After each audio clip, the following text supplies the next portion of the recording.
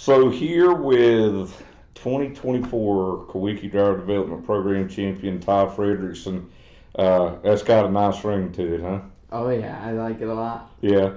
So obviously you come from a racing family. Your dad Dan has had a ton of success, up in all over the country actually. Was it ever a question for you whether or not you would race, or I mean, is it something that you've figured you were going to do since you were a little kid? Yeah, I was more of a baseball and basketball kid, and then I started going to the races with my dad in the pits and watching it.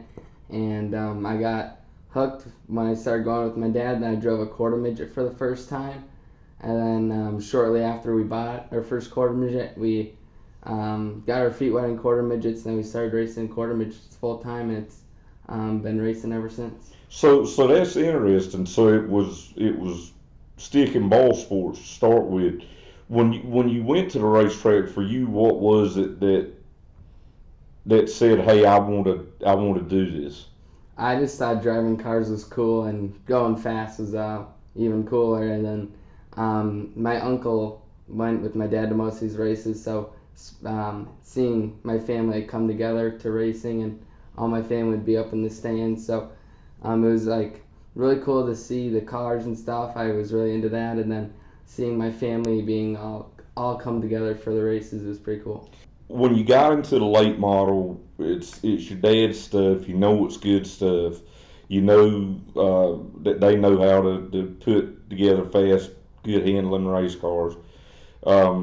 You go out there, and as soon as you got into the late model, it seemed like you were suited for it. You were fast. I mean, is that the way it felt to you when you got into it? Is this is pretty natural.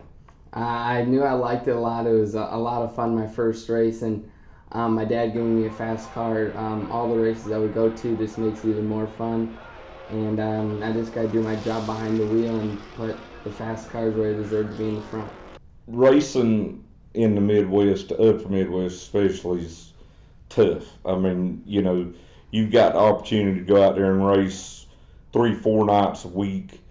You're racing against people that race 3 or 4 nights a week, so they're good at what they do, and they're really good at these racetracks.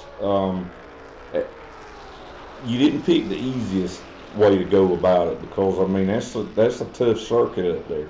Oh yeah, for sure. You got to learn from the best, and that's what's gonna help you be the best. So we just go to the hard races. We go there as best as we can, the best prepared as we can, and just going to the harder races makes you a better race car driver. So the more hard races we go to, I think the better I'll be. You're a young guy. You've not been doing it in late models that long. You look at a guy like Ty Majeski, won the truck championship this year, won the KDDP in 2015, and all these ASA Midwest Tour championships. And this year he said multiple times that he knew whenever he went to run back Midwest Tour races that you were one of the guys he was going to have to beat. I mean, that's a pretty big compliment.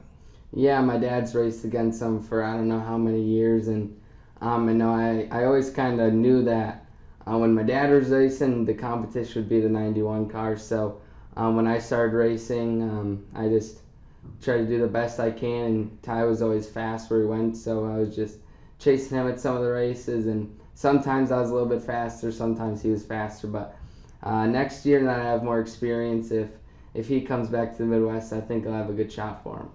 What did you find in the program this year besides those things that was helpful to you that maybe you didn't know about coming into the program? Yes, the program just launches you into the future. It helps in every aspect of racing. It helps with your. They have Isabella Robusto on there talking about health and fitness. They talked about how to be better at speeches and be more confident and treat every interview the same. And they help everything that has to do with racing. They encourage you to be better at every single aspect of it. So it's beneficial in many ways. has it surprised you how many people, what impact this program and this championship has? I mean, I know you probably got a little bit of an idea, but has it surprised you? I mean, I've gotten calls, texts and Facebook messages from hundreds of people, and on their way here, my dad got a call from Kenny Wallace, and he heard about that I won the Quickie Cup, and he's wanting to do an interview with me. So that's a pretty special deal. Yeah, and one of the things I think you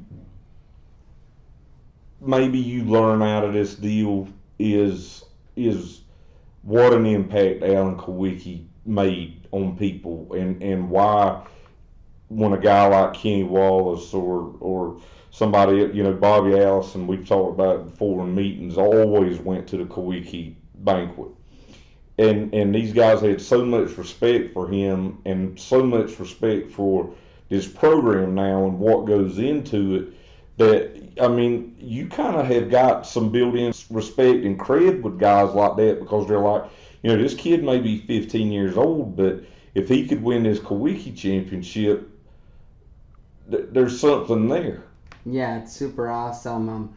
He's obviously a well-respected race car driver, and with the Quickie program, they choose 7 finalists who think that will best represent Alan's legacy. And I think every year that they choose the right 7 people, and they're all respectful people. And I got people texting me that how they were used to help Alan and that he was a great guy, and that it's really cool that they're doing the program. So I think everybody about in Wisconsin was a huge Alan fan, and they enjoyed seeing him excel through the Winston Cup series, and now having the program. We talked a little bit about some of your charities and the race at Elko, the Thunderstruck. I know that was an important race.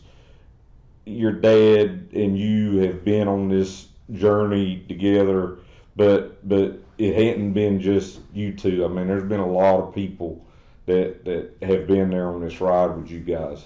Yeah, so the Thunderstruck 93 race at Elko Speedway, the Midwest Tour race, is a Dan Ryan Senior Memorial race. He was a great person. He was a mentor to my dad. My dad's probably one of his best friends, and he passed away from ALS shortly before I was born. So his middle name was Patrick, and my dad gave me the middle name Patrick to live in memory through me. And for this year's Thunderstruck 93, we had three people who are affected by ALS come out with some of their family members, so roughly about 30 people.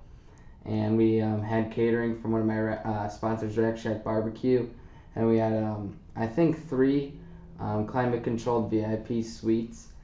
And that whole program was just a great deal. We had, they go through the pits, and it was a really special deal. And I gotta say, big thanks to my Aunt Nikki, because she did a lot of the handling during the racing and getting some of it set up. So I definitely couldn't have done it without her help.